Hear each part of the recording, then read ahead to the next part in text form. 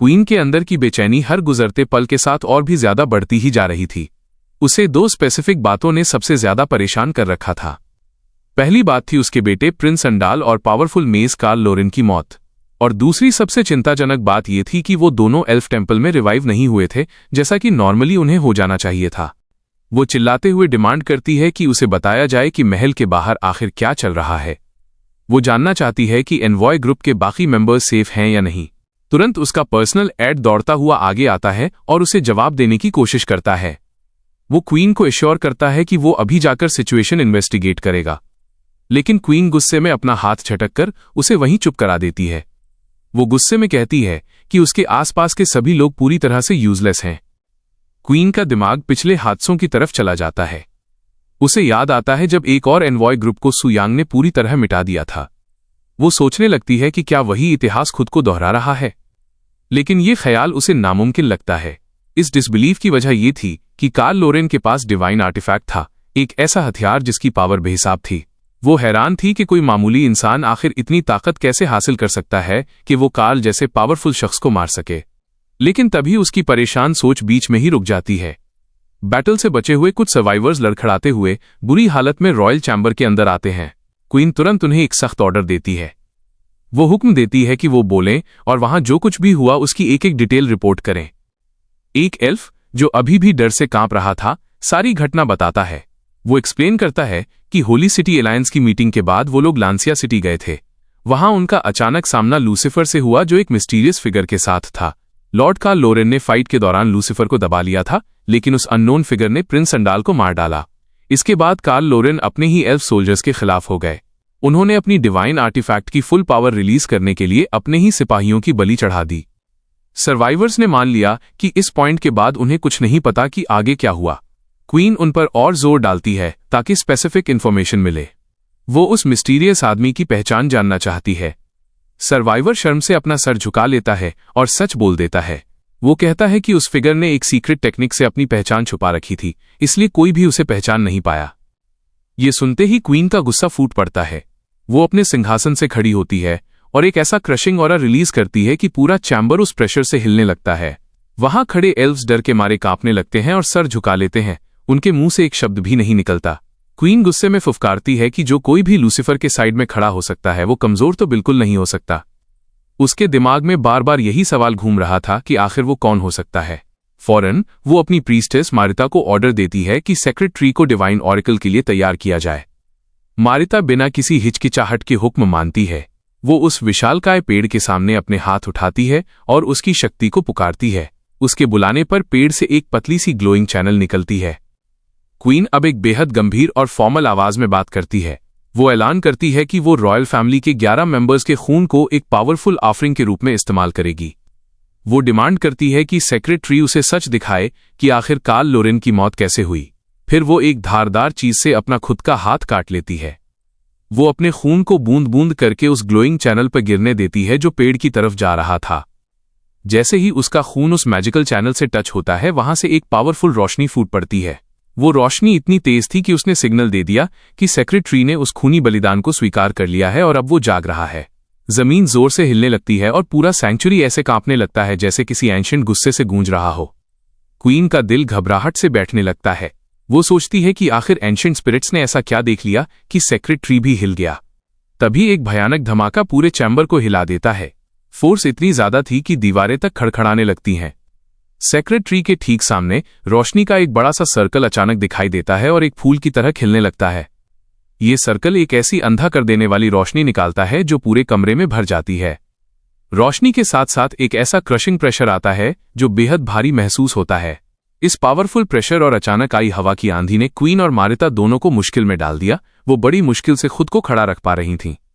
उन्हें उस ancient tree से भी एक गहरी बेचैनी महसूस हो रही थी। फिर वो बड़ा सा लाइट सर्कल मुड़ता है और शेप लेता है, एक मूविंग पिक्चर यानी एक विजन बनाता है। क्वीन की आंखें हैरानी से फटी की फटी रह जाती हैं जब वो उस विजन को देखती है। विजन के अंदर उसे एक आदमी दिखता है जिसने लबादा पहना हुआ है और वो एक मिथिक स्वॉर्ड घुमा रहा है। विजन में ये भी दिखता है कि कार्ल लोरेन अपने घुटनों पर है, पूरी तरह हारा हुआ, और उसके अपर बॉडी में एक बड़ा सा छेद है जो शायद उस अटैक से हुआ था। क्वीन खौफजदा हो जाती है कि कार्ल जैसे पावरफुल वॉरियर को इस तरह से हराया गया। वो समझ ही नहीं पा रही थी कि कोई दुश्मन उसे इतनी बुरी तरह कैसे मार सकता है। क्वीन फिर से बोलती है, लेकिन इस बार उसकी आवाज गंभीर थी। वो डिक्लेयर करती है कि जो विजन उन्होंने अभी देखा वही डिवाइन ऑरेकल है, सेक्रेटरी का पवित्र संदेश। मारिता अभी भी उस पावरफुल विजन की वजह से जमीन पर पड़ी कांप रही थी। वो जल्दी जल्दी अपना सर हिलाती है, ये दिखाने के लिए कि वो समझ गई है। वो कहती है कि विजन का मतलब साफ है, वो क्लोक्ड आदमी, चाहे कोई भी हो, उसे हर कीमत पर मारना होगा। लेकिन मारिता अभी भी परेशान और चिंतित थी। उसकी चिंता का कारण था उस आदमी का छुपा हुआ चेहरा। इमेज से उसकी कोई साफ पहचान नहीं मिल पा रही थी, क्योंकि उसके फीचर्स दिखाई नहीं दे रहे थे। क्वीन इस चिंता का जवाब देते हुए कहती है कि छुपा हुआ चेहरा मैटर नहीं करता। वो एक्सप्लेन करती है कि डिवाइन ऑरेकल ने उस आदमी की यूनिक एनर्जी सिग्नेचर यानी उसके ऑरा को कैप्चर कर लिया है और एक स्पिरिचुअल इम्प्रिंट में लॉक कर दिया है। वो कहती है कि जो कोई भी इस स्पिरिचुअल इम्प्रिंट को कैरी करेगा वो उस आदमी को तुरंत पहचान लेगा। वो सख्ती से कहती है कि वो आदमी चाहे कोई भी भेस बदल ले, छुपने का कोई भी तरीका अपना ले या किस्मत का कोई भी खेल खेले, वो एंशिएंट ट्री के ट्रैकिंग मार्क से बच नहीं सकता। फिर उसकी आवाज ठंडी और साफ गूंजती है जब वो एक फैसला सुनाती है। वो ऐलान करती है कि सेक्रेट ट्री की मर्जी ही सबसे बड़ी अथॉरिटी है। आज से इंसानी देशों के साथ सारी लड़ाई और दुश्मनी पूरी तरह रोक दी जाएगी। उनके पास जितने भी रिसोर्सेज हैं और जितनी भी ताकत है, वो सब बस एक ही मकसद पर फोकस करेगी, और वो है अबिस के खिलाफ पूरी तरह से जंग लड़ना। वो कहती है कि उस मिस्टीरियस स्ट्रेंजर को ढूंढा जाना चाहिए, और जब वो मिल जाए तो उसे मौत की सजा दी जाएगी। मारिता अपना सर गहरे आदर में झुका देती है, क्वीन के कमांड के प्रति अपनी पूरी वफादारी दिखाते हुए। लेकिन जब क्वीन बोल रही थी, मारिता के अंदर नफरत जल रही थी। हालांकि बाहर से वो सेक्रेटरी के फैसले को मान रही थी, लेकिन अपने दिल में उसने कसम खाई कि इंसान उसके इंसाफ से नहीं बच पाएंगे। एक दिन वो कसम खाती है कि अंडाल और कार्ल लोरेन की मौत का बदला दुगना होकर लिया जाएगा। वहीं दूसरी तरफ सु यांग उस डिवाइन आर्टिफैक्ट स्टाफ को देख रहा था जो उसे कार्ल लोरेन को हराने के बाद मिला था। वो अपने सिस्टम का यूज करके उसकी इंफॉर्मेशन चेक करता है। उसके सिस्टम से एक नोटिफिकेशन आता है जो उसे डिटेल्स दिखाता है। नोटिफिकेशन से पता चलता है कि स्टाफ का एक बहुत सख्त नियम है। ये रूल एब्सोल्यूट है, क्योंकि स्टाफ सिर्फ उन्हीं लोगों द्वारा यूज किया जा सकता है जिनके पास रॉयल एल्विन ब्लड हो। सिस्टम स्क्रीन स्टाफ के बेसिक एट्रीब्यूट्स दिखाती है। यह 5000 स्पिरिट पॉइंट्स देता है। मेंटल अटैक्स के खिलाफ 200% रेजिस्टेंस प्रोवाइड करता है। यूजर की माना रिकवरी स्पीड को 1000% बढ़ा देता है। इसके अलावा ये एलिमेंटल स्पेल्स की पावर को 200% बूस्ट करता है। फिर सिस्टम स्टाफ की स्पेशल एबिलिटीज की लिस्ट दिखाता है। पहली एबिलिटी का नाम है गॉडेस प्रोटेक्शन। ये पावर यूजर के चारों तरफ तुरंत एक डिवाइन शील्ड बना देती है। ये शील्ड किसी भी इनकमिंग डैमेज को रोक देती है। जब तक यूजर इस शील्ड के अंदर सेफ रहता है, वो गॉड टियर से नीचे के सभी डोमेन इफेक्ट्स, मेंटल अटैक्स और स्किल इफेक्ट से इम्यून हो जाता है। सु यांग स्टाफ को ध्यान से और शांति से देखता है। वो मानता है कि ये स्टाफ वाकई उतना ही शानदार है जितना लोग कहते हैं। इसमें कोई शक नहीं कि ये एल्फ किंगडम का सबसे कीमती खजाना है। इस स्टाफ की पावर सच में एक गॉड के लेवल की है। सु यांग अब समझ चुका था कि आखिर लूसिफर उस फाइट में कार्ल लोरेन को क्यों नहीं हरा पाया। कार्ल की ताकत उस स्टाफ की वजह से थी।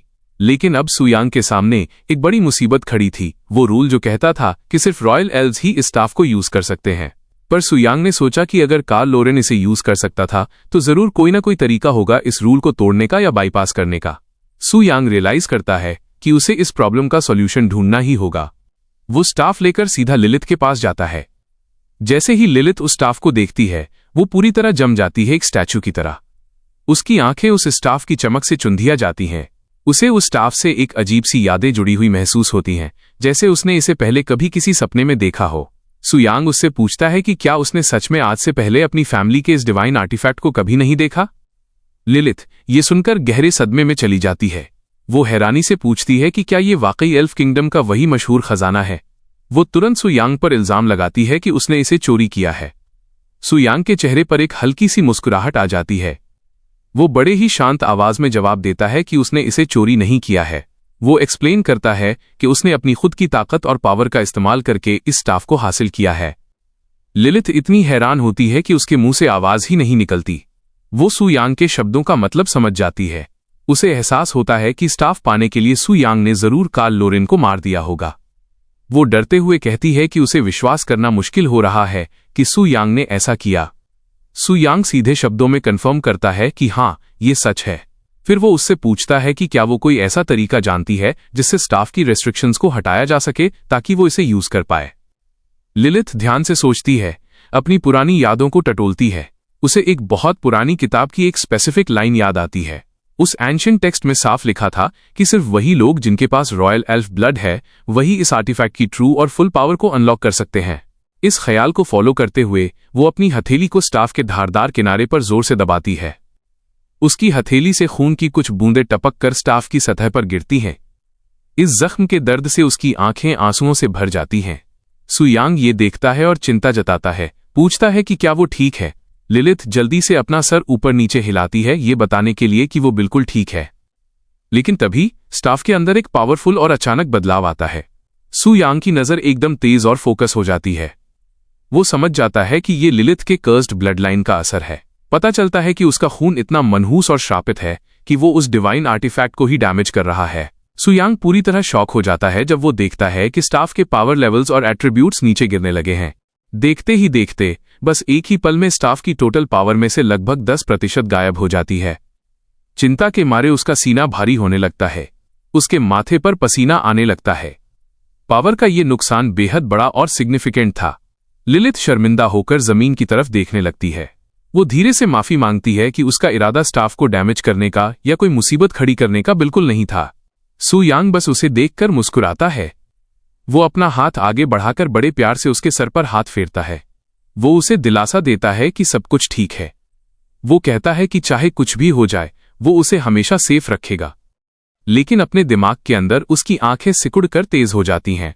वो फैसला करता है कि स्टाफ को अनलॉक करने का असली तरीका ढूंढने का काम अभी के लिए टालना होगा। उसे उस दिन का इंतजार करना होगा जब वो पूरे एल्फ किंगडम को जीत लेगा। उस दिन वो उन एल्फ्स को मजबूर कर देगा कि वो उसे सारे जवाब दें। बाद में सु यांग अबिस के 99th फ्लोर पर वापस आ जाता है। हवा में एक बहुत बड़ा धमाका होता है। जायंट मॉन्स्टर्स के बड़े बड़े ग्रुप्स चीखते और चिल्लाते हुए उसकी तरफ दौड़ते हैं। सु यांग अपनी तलवार को बिजली की रफ्तार से घुमाता है और ब्लेड एक मॉन्स्टर को सीधे 2 टुकड़ों में काट देती है। तभी उसके सिस्टम से एक मैसेज पॉपअप होता है। मैसेज दिखाता है कि उसका पावर लेवल अब बढ़कर 199 हो गया है। वो सीधा खड़ा होता है और रियलाइज करता है कि आखिरकार वो लेवल 200 पहुंचने के करीब है। उसके आसपास का इलाका अनगिनत लाशों से भरा हुआ था। वो गंभीर चेहरे के साथ सोचता है कि जो लोग या मॉन्स्टर्स उसकी स्कारलेट स्वॉर्ड, समन्ड क्रिएचर्स या ह्यूमन से मारे जाते हैं उनसे उसे कोई एक्सपीरियंस पॉइंट्स नहीं मिलते। अगर ऐसा नहीं होता तो अकेले कार्ल लोरेन को मारने से ही वो लेवल 200 के पार चला गया होता। ये सब करते हुए वो अपने दुश्मनों को मैजिकल पोर्टल के जरिए ऑब्जर्व करता रहता है। अभी पोर्टल एल्व्स की एक धुंधली तस्वीर दिखा रहा था। वो देखता है कि क्वीन ने अपने खुद के बेटे की मौत को इग्नोर करके ह्यूमन हाई प्रीस्टेस के साथ शांति समझौता करने का फैसला किया है। इस फैसले का सिर्फ एक ही मतलब हो सकता है, क्वीन के पास जरूर कोई बहुत इंपॉर्टेंट इन्फॉर्मेशन या राज है जिसे वो नजरअंदाज नहीं कर सकती। सु यांग उसी वक्त एक पक्का फैसला लेता है। अब से वो क्वीन पर बहुत बारीकी से नजर रखेगा। ठीक उसी वक्त एक विशालकाय मॉन्स्टर उस पर कूद पड़ता है। भले ही सु यांग गहरी सोच में था, लेकिन उसका रिएक्शन स्पीड अभी भी बहुत तेज था। वो तेजी से मुड़ता है और अपनी तलवार को हवा में एक परफेक्ट कर्व में घुमाता है। ब्लेड उस जायंट मॉन्स्टर को 2 साफ हिस्सों में काट देती है। उसके होठों पर एक हल्की कॉन्फिडेंट मुस्कुराहट आ जाती है। ये मॉन्स्टर आखिरी था जिसे उसे हराना था। उसी एग्जैक्ट पल में उसका पावर लेवल ड्रामेटिकली जंप करता है। वो आखिरकार लेवल 200 पहुंच जाता है। लेकिन इससे पहले कि वो इस बड़ी अचीवमेंट को एंजॉय कर पाता, उसके पैरों के नीचे की जमीन जोर जोर से हिलने लगती है। पूरी गुफा कांप उठती है और छत से पत्थर उसके चारों तरफ गिरने लगते हैं। हवा में एक खतरनाक फीलिंग थरथराने लगती है। वो त्योड़ियां चढ़ाता है, जानना चाहता है कि इतनी बड़ी हलचल किस वजह से हो रही है। तभी पूरी दुनिया के सुनने के लिए एक बेहद तेज अनाउंसमेंट आसमान में गूंजती है। अनाउंसमेंट में आवाज बताती है कि वर्ल्ड क्लास बॉस, जिसे किंग ऑफ ओरिजिनल सिन कहा जाता है, उसने अपना रिकवरी प्रोसेस शुरू कर दिया है। वो आवाज सबको जल्दी करने और इस बॉस के खिलाफ क्रूसेड यानी धर्म युद्ध को खत्म करने के लिए कहती है। दुनिया के हर कोने में हर एक रेस सदमे से बिल्कुल शांत हो जाती है। ये खबर हर इंसान को हैरान और परेशान कर देती है। सु यांग का पूरा शरीर उसके अंदर उबल रहे माना से चमकने लगता है। वो किंग ऑफ ओरिजिनल सिन के बारे में सोचता है और हैरान होता है कि क्या उसने अपनी 1/3 ताकत पहले ही रिकवर कर ली है। वो इस पॉसिबिलिटी पर गौर करता है कि उसका खुद का लेवल अप होना सीधा इस वर्ल्ड क्वेस्ट से जुड़ा हुआ है। उसे लगता है कि हर बार जब वो स्ट्रांग होता है और एक लेवल आगे बढ़ता है तो इससे किंग का रिकवरी प्रोसेस और तेज हो जाता है। ये भारी सोचें और सवाल उसके दिमाग पर बोझ डालते हैं, जिससे उसे थोड़ी चिंता होती है। हालांकि पास ही में उसके ब्लैक ड्रैगन की बड़ी और पावरफुल प्रेजेंस उसे एक बड़ा सुकून देती है। उसे विश्वास है कि अभी के लिए पूरी सिचुएशन उसके कंट्रोल में है और वो बिना ज्यादा मुश्किल के इसे संभाल लेगा। वो वापस जाने और पहले अपना 7th एडवांसमेंट क्वेस्ट पूरा करने का पक्का फैसला करता है। फिर भी वो ये सोचने से खुद को नहीं रोक पाता कि किंग ऑफ ओरिजिनल सिन अपनी 1/3 ताकत वापस पाने के बाद कितना पावरफुल हो गया होगा। उसे इस बारे में थोड़ी क्यूरियोसिटी भी होती है। लेकिन तभी उसके ऊपर आसमान में एक ड्रामेटिक घटना होती है। आसमान बड़ी हिंसा के साथ फट जाता है। एनर्जी हर जगह एक जंगली और अनियंत्रित तरीके से करकराती है और ऊपर एक मैसिव पोर्टल बन जाता है। फिर उस पोर्टल के सेंटर से पीली रोशनी की एक अंधा कर देने वाली किरण निकलती है। ये रोशनी मुड़ती है और एक सेलेस्टियल क्रॉस की साफ शेप ले लेती है, जो मॉन्स्टर्स की लाशों के ऊपर चमक रही थी। इस क्रॉस के किनारों से डार्क एनर्जी की लहरें लगातार निकलकर चारों दिशाओं में फैलने लगती हैं। फिर बस पलक झपकते ही वो पूरा विजन गायब हो जाता है। वो बिना कोई निशान छोड़े ऐसे गायब होता है जैसे कभी वहां था ही नहीं। वापस लोंगजिया सिटी में तांग जियान के घर के अंदर तांग जियान अपने बेड पर लेटा हुआ है और उसका शरीर अभी भी उन चोटों से दर्द कर रहा है जो उसे मिली थीं। वो धीरे और सावधानी से हिलता है जब तक कि वो बेड पर बैठ नहीं जाता। बेड के पास खड़ा रेड हेयर्ड वॉरियर उसे जागता हुआ देखकर राहत की सांस लेता है। ये वॉरियर मानता है कि उसे बहुत डर था कि तांग जियान अपनी बेहोशी से कभी नहीं उठेगा। ठीक उसी वक्त तांग जियान की बेटी अनन दौड़ते हुए कमरे में आती है। वो सीधा उसके बेड के पास जाती है और उसे गले लगा लेती है। तांग जियान उससे पूछता है कि वो इस वक्त डंजियन रन कंप्लीट करने क्यों नहीं गई जैसा वो आमतौर पर करती है। वो तुरंत एक्सप्लेन करती है कि उसे खबर मिली थी कि उसके पिता सीरियस डेंजर में है, इसलिए वो बिना देरी किए वापस आ गई। वो उसे बताती है कि वो बेहद शुक्रगुजार है कि वो अभी भी जिंदा है। वो कन्फेस करती है कि वो उसके लिए बहुत ज्यादा चिंता कर रही थी। तांग जियान इमोशन से भरी आवाज में बोलता है। वो उससे माफी मांगता है कि उसकी वजह से उसे इतना डर और चिंता महसूस करनी पड़ी। ये सुनकर अनन की आंखें आंसुओं से भर जाती हैं और वो उसे जोर से पकड़ लेती है, उसकी मौजूदगी से सुकून पाने की कोशिश करती है। फिर वो पूछता है कि वो कितनी देर तक बेहोश था। वो ये भी जानना चाहता है कि फाइट के बाद लूसीफर और उस लबादे वाले अजनबी का क्या हुआ। रेड हेयर्ड वॉरियर जवाब देता है। वो बताता है कि तांग जियान 1.5 दिन तक बेहोश रहे। उस दौरान लूसीफर और वो लबादे वाला आदमी बैटल खत्म होते ही वहां से चले गए। वॉरियर एक्सप्लेन करता है कि किसी के लिए भी उन्हें रोक पाना नामुमकिन था। तांग जियान डिसअपॉइंटमेंट से भरी एक गहरी सांस लेता है। उसे लगता है कि ये सच में शर्म की बात है कि वो उस मिस्टीरियस आदमी की असली पहचान नहीं जान पाए। हालांकि उसके दिमाग के अंदर शक की एक पावरफुल फीलिंग स्ट्रांग होती जा रही थी। वो ये सोचना बंद नहीं कर पा रहा था कि जिसने कार्ल लोरेन को मारा वो जरूर सु यांग ही होगा, वही सु यांग जो कुछ वक्त से गायब है। ठीक उसी वक्त डिप्टी चेन कमरे में आती है। उसके पास शेयर करने के लिए बहुत सीरियस और इंपॉर्टेंट न्यूज है। वो तांग जियान को बताती है कि जब वो बेहोश थे तब दुनिया में 2 बड़ी चीजें हुई हैं। तांग जियान को लगता है कि ये बहुत अर्जेंट है और वो सख्ती से पूछता है कि जो कुछ हुआ उसे पूरी डिटेल में एक्सप्लेन करो। डिप्टी चेन पहली बड़ी घटना बताना शुरू करती है। वो कहती है कि एल्फ रॉयल फैमिली ने अचानक एक ऑफिशियल स्टेटमेंट जारी किया है। इस ऐलान में कहा गया है कि वो अभी के लिए सु यांग को पकड़ने की कोशिश बंद कर देंगे। वो लोंगजिया सिटी के साथ अपनी लड़ाई को भी रोक देंगे। उनकी सारी एनर्जी और ताकत अब अबिस के खिलाफ एक यूनाइटेड फाइट पर फोकस होगी। दूसरी घटना पहली वाली से भी ज्यादा चौंकाने वाली है। एक वर्ल्ड वाइड अनाउंसमेंट सबके लिए की गई थी। इस अनाउंसमेंट ने रिवील किया कि किंग ऑफ ओरिजिनल सिन ने अपनी फुल पावर का 1/3 वापस पा लिया है। कई पावरफुल नेशंस की सबसे स्ट्रांग आर्मीज एक्शन ले रही हैं। इन नेशंस में eagle federation, sakura nation, stick nation और साइबेरियन नॉर्थलैंड शामिल हैं। उनकी फोर्सेज ने एल्विन वर्ल्ड में मूव करना शुरू कर दिया है। वहां के बड़े सेलेस्टियल डंजियन के अंदर प्लेयर्स की भारी भीड़ इकट्ठा हो रही है। ये प्लेयर्स अपनी पावर और फाइटिंग स्किल्स को ट्रेन करके अबिसल क्रूसेड के लिए तैयार हो रहे हैं। रेड हेयर्ड वॉरियर इस खबर पर अपनी आंखें फाड़कर अविश्वास के साथ रिएक्ट करता है। वो पॉइंट आउट करता है कि एक एल्फ प्रिंस और एक हाई मिनिस्टर मारे गए हैं। वो कहता है कि उसने सोचा था कि इस वजह से एल्व्स बदला लेने के लिए एक बड़ी और पावरफुल आर्मी भेजेंगे। वो समझ नहीं पा रहा कि आखिर किस वजह से एल्व्स ने अपने एक्शंस को इतनी जल्दी और इतनी बुरी तरह बदल दिया। डिप्टी चेन सावधानी से जवाब देती है। वो सजेस्ट करती है कि शायद ये बड़ा बदलाव सीधा किंग ऑफ ओरिजिनल सिन की रिकवरी से जुड़ा हुआ है। तांग जियान इस आइडिया के बारे में गंभीर और चिंतित एक्सप्रेशन के साथ सोचता है। उसे यकीन है कि एल्व्स का अपने प्लान्स में इतना बड़ा चेंज लाना सिर्फ इस एक वजह से नहीं हो सकता। उसे पक्का लगता है कि इसके पीछे कोई ज्यादा सीरियस कॉन्फ्लिक्ट या कोई इंपॉर्टेंट वजह छुपी हुई है। डिप्टी चेन फिर उन्हें और इन्फॉर्मेशन देती है। वो ऐड करती है कि एल्फ रॉयल फैमिली साबित करना चाहती है कि वो ईमानदार हैं। ऐसा करने के लिए उन्होंने लॉन्गजिया सिटी के लिए 3 स्पेशल डेमिगॉड टियर सीक्रेट रिल्म्स तैयार किए हैं। ये ईगल फेडरेशन को मिले रिल्म्स से एक ज्यादा है। अनन ग्रुप से पूछती है कि एल्व्स के इस ऑफर पर उनका ऑफिशियल रिस्पॉन्स क्या होना चाहिए। जवाब में पूरे कमरे में एक भारी और अजीब खामोशी छा जाती है, क्योंकि किसी के पास भी कोई जल्दी या आसान जवाब नहीं था। आखिरकार अनन खुद ही उस खामोशी को तोड़ती है एक स्ट्रांग और डिटरमाइंड आवाज में। वो साफ कहती है कि वो किसी भी हाल में एल्फ वर्ल्ड नहीं जाएगी। वो कहती है कि उसे एल्व्स की तरफ से ऐसी किसी भी चैरिटी या तोहफे से कोई लेना देना नहीं है। रेड हेयर्ड वॉरियर अपना सर हिलाकर दिखाता है कि वो अनन से पूरी तरह सहमत है। वो कहता है कि एल्व्स ने पहले बहुत घमंडी और एरोगेंट तरीके से बर्ताव किया था। ये घमंड सिर्फ इसलिए था क्योंकि उस वक्त उनके पास डिवाइन आर्टिफैक्ट था। अब जब डिवाइन आर्टिफैक्ट चला गया है और उनके पास नहीं है, तो वो वापस गिड़गिड़ाते हुए और कमजोर बनकर आए हैं, बस उनका फेवर और अप्रूवल पाने के लिए। वॉरियर स्ट्रांग एडवाइस देता है कि तांगजियान को एल्व्स के टर्म्स को बिना किसी डिस्कशन के पूरी तरह रिजेक्ट कर देना चाहिए। अनन अपने पिता तांगजियान को बेड से उठने में मदद करने आगे बढ़ती है, लेकिन तांगजियान धीरे से अपना सर ना में हिलाता है, मदद लेने से इनकार कर देता है।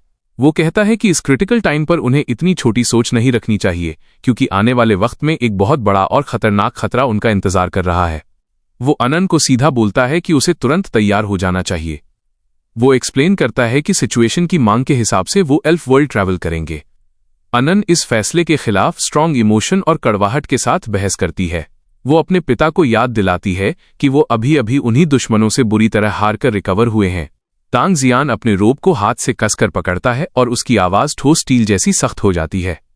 वो कहता है कि एल्व्स अब उनके सबसे इंपॉर्टेंट दुश्मन या टारगेट नहीं है। अब अबिस उनकी मेन और सबसे सीरियस चिंता है। वो कहता है कि जब अबिस पूरी तरह तबाह और क्रश हो जाएगा, सिर्फ उसी वक्त वो वापस आएंगे और एल्व्स के साथ अपने सारे पुराने हिसाब बराबर करेंगे। फिर वो अपना कोट कंधों पर डालता है और पूरी तरह खड़ा हो जाता है। बाद में लॉन्गजिया सिटी के बहुत सारे लोग तांगजियान और उसके आदमियों के साथ उस विशालकाय टेलीपोर्टेशन गेट पर इकट्ठा होते हैं, जिसे कार्ल और दूसरे एल्व्स ने पहले तोड़ दिया था। तांगजियान रेड हेयर्ड वॉरियर से पूछता है कि क्या हाल ही में हुई रिपेयर्स के बाद गेट ठीक से काम कर रहा है। रेड हेयर्ड वॉरियर कंफर्म करता है कि गेट सफलतापूर्वक ठीक कर दिया गया है। वो बताता है कि टेक्निकल टीम ने बिना रुके काम किया ताकि ये पूरा हो सके। दूसरी इंपॉर्टेंट बिल्डिंग्स और फैसिलिटीज को भी उनकी वर्किंग कंडीशन में वापस लाया जा रहा है। तांगजियान अपना सर हिलाकर अप्रूवल देता है, कहता है कि ये उनके लिए बहुत अच्छी खबर है। अनन उस मैसिव गेट को देखती है, उसकी सतह पर हुए नुकसान के निशान और खरोंचे नोटिस करती है। वो सोचती है कि आखिर कैसी खौफनाक ताकत होगी जिसने गेट को इतना सीरियस डैमेज दिया होगा। वो तांगजियान से पूछती है कि क्या ये damage 9th tier power house ने किया था या अटैक के दौरान डिवाइन आर्टिफैक्ट ने। तांगजियान मुड़कर उसकी तरफ देखता है, उसके चेहरे पर एक हल्की सी निष्पक्ष मुस्कुराहट आ जाती है। अनन कहती है, वैसे बात निकली है तो कैसे एक बार उन्हें तांगजियान को बहुत स्ट्रांग डिजायर थी कि वो अनन सुयांग से पर्सनली मिले। वो ऐड करती है कि किसी ने प्रिडिक्ट नहीं किया था कि वो यंग लड़का इतना अटेंशन और हंगामा क्रिएट करेगा और फिर बिना कोई क्लू छोड़े पूरी तरह गायब हो जाएगा। तांगजियान एक हल्की हंसी हंसता है और जवाब देता है कि उसकी पर्सनल राय में सुयांग ने एक्चुअली कोई महान काम नहीं किया है। उसे लगता है कि सुयांग बस खुद को प्रोटेक्ट कर रहा था, जो उस सिचुएशन में कोई भी नॉर्मल इंसान करता। अनन अपनी आंखें मस्ती में घुमाती है, मजाक करते हुए कहती है कि उसके पिता हमेशा सुयांग को डिफेंड करते हैं और उसके बारे में ऐसे बात करते हैं जैसे वो किसी जादू के असर में हो। वो पूछती है कि आखिर उस आदमी के पास कैसी स्पेशल स्किल या पावर है जो उसके पिता को हमेशा इतना इम्प्रेस और इंटरेस्टेड रखती है। तांगजियान मैजिकल पोर्टल को देखता रहता है और उसकी सोच और भी गहरी और गंभीर हो जाती है। वो अपनी बेटी को बताता है कि सुयांग शायद अकेला ऐसा इंसान है जिसके पास वो काबिलियत है कि वो उन नफरत भरे एल्व्स को हमेशा के लिए तबाह करने में उसकी मदद कर सके। लेकिन उसकी बेटी हाथ झटककर इस आइडिया को पूरी तरह रिजेक्ट कर देती है और धीरे धीरे वहां से जाने लगती है। वो कहती है कि इस तरह की बात पर विश्वास करना बहुत मुश्किल है और कोई भी समझदार इंसान इसे सच नहीं मानेगा। उसी वक्त दूसरी तरफ सुयांग बड़े कॉन्फिडेंस के साथ डीमन गॉड के बहुत ऊंचे स्टैच्यू के सामने खड़ा है। तभी अचानक सुयांग के सिस्टम से कई नोटिफिकेशंस पॉपअप होने लगते हैं। उनमें लिखा था कि लेवल स्कैन चल रहा है, लेवल 200 तक पहुंच चुके हैं और 6 लेवल की लिमिट भी पार हो गई है।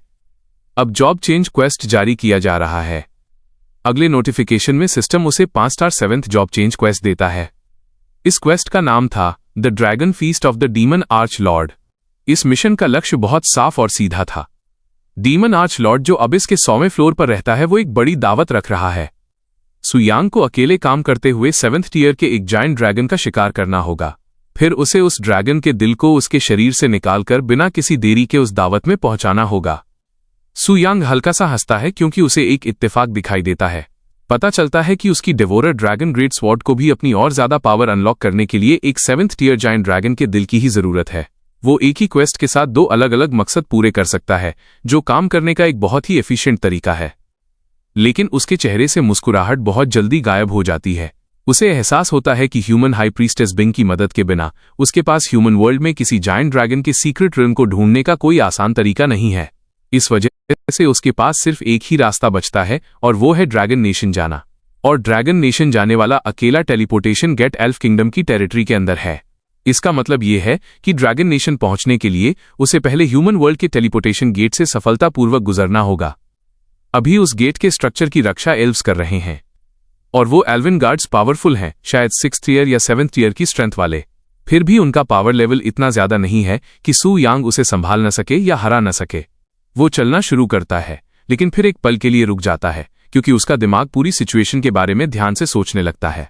वो सोचता है कि ये मिशन एल्फ किंगडम को शेड्यूल से पहले एक्सप्लोर और स्काउट करने का एक अच्छा बहाना हो सकता है। उसका मानना है कि इस किंगडम की किस्मत में फ्यूचर में उसके द्वारा जीता जाना और गुलाम बनाया जाना लिखा ही है, चाहे वो जल्दी हो या बाद में। तभी उसका लेजेंडरी ब्लैक ड्रैगन उसके सामने जमीन पर भारी आवाज के साथ लैंड करता है। ड्रैगन अपने पंखों को एक बहुत ही आज्ञाकारी तरीके से फोल्ड कर लेता है। सु यांग एक हल्की सी सांस छोड़ता है। वो सोचता है कि ये अफसोस की बात है क्योंकि वो चाहता था कि उसका ड्रैगन साथी उस दावत में अच्छे से खाए। लेकिन ड्रैगन अपने मौजूदा साइज और अपीयरेंस में बहुत ज्यादा नोटिस करने लायक है और उसे पहचानना आसान है। अगर किसी इंसान ने ड्रैगन को देख लिया और उसकी असली पहचान ब्लैक ड्रैगन के रूप में जान ली, तो सु यांग की अपनी पहचान भी तुरंत रिवील हो जाएगी। वो फैसला करता है कि उसे ड्रैगन को किसी सेफ जगह पर छुपाकर रखना होगा जब तक कि वो बिना किसी के नोटिस किए ड्रैगन नेशन तक नहीं पहुंच जाते।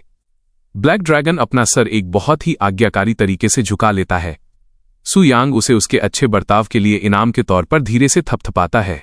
अचानक ड्रैगन एक हल्की और गहरी दहाड़ निकालता है। उसी वक्त उसके पूरे शरीर पर एनर्जी एक जंगली और हिंसक तरीके से करकराती है। सु यांग त्योड़ियां चढ़ाता है क्योंकि वो इस घटना से हैरान है। वो सोचता है कि आखिर उसके ड्रैगन साथी को क्या हो रहा है। अगले ही पल में ड्रैगन का पावरफुल ऑरा पिघलने लगता है और एक अजीब तरीके से मुड़ने लगता है। ड्रैगन का विशालकाय शरीर बहुत तेज रफ्तार से सिकुड़ने लगता है। ये तब तक छोटा होता रहता है जब तक कि वो ब्लैक एनर्जी का एक छोटा सा भंवर नहीं बन जाता। फिर एक सरप्राइजिंग ट्विस्ट में एनर्जी का ये भंवर सु यांग के हाथ के पीछे एक टैटू में बदल जाता है। सु यांग इस बदलाव से चौंक जाता है। वो अपने हाथ में उस एनर्जी को बड़े ध्यान और शिद्दत से देखता है। फिर उसका एक्सप्रेशन गुस्से में बदल जाता है जब वो सिचुएशन समझता है। वो सोचता है कि अगर ड्रैगन के पास ये रूप बदलने की एबिलिटी पहले से थी तो उसे इस बारे में पहले बताना चाहिए था। उसका मानना है कि ड्रैगन शायद मार खाना चाहता है कि उसने अपने मास्टर से इतना मददगार राज छुपाया। बाद में सु यांग किंग ऑफ ओरिजिनल सिन की बॉडी में वापस चला जाता है और अब अबिस के सबसे गहरे हिस्से में वो उस विशालकाय और कोलोसल थ्रोन पर एक बहुत ही रोबदार तरीके से बैठा है। सु यांग किंग ऑफ ओरिजिनल सिन के नए अपग्रेडेड स्टैटिस्टिक्स चेक करता है। वो पावर स्टैटिस्टिक्स में आए ड्रामेटिक उछाल को देखकर हैरान महसूस करता है।